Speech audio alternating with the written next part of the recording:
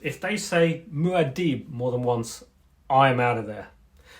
So, I don't normally do sci-fi, but I decided to check out Dune for the first time after watching the most recent movie from 21 on Netflix. There's a new release this weekend, which should make it the big sci-fi event of the year. And for someone who doesn't do most sci-fi, I thought the movie was great. Mature, thoughtful, attention to detail, great pace, though some might find it a little slow. It's the same storyline as a book, but they are, let's say, different. I write historical, military and space race thrillers and sometimes pick up masterworks outside my genre for a new experience. So, the book. Let's do the picture book first. This came out just before the movie and may have been inspired at the same time.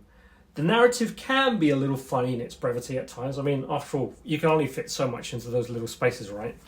But the illustrations are just magic, and they have the same feel as the movie.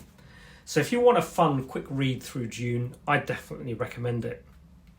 Sci-fi usually tries to imagine another world, but often just shows its own earthly age.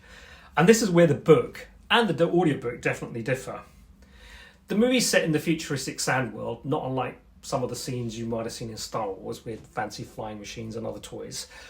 The audiobook, same story, can feel a little bit like a British colonial drama set somewhere in the Middle East in the early 1900s. I'm not kidding.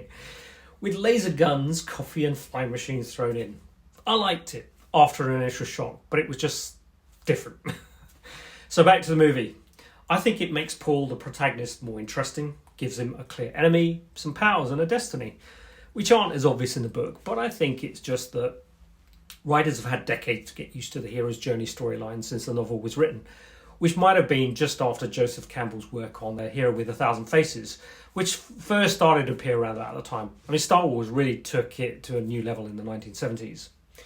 The movie does end before the book, so I expect and hope the sequel will cover the rest of the story, and maybe the next book too. But there is just one thing.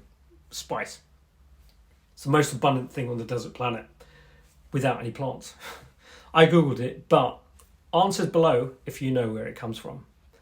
So, the new movie comes out this weekend, but if they say Muad'Dib more than once, I am out of there. Okay, so the book's definitely worth a read if you've never considered it. Let me know if you have and what grabbed you.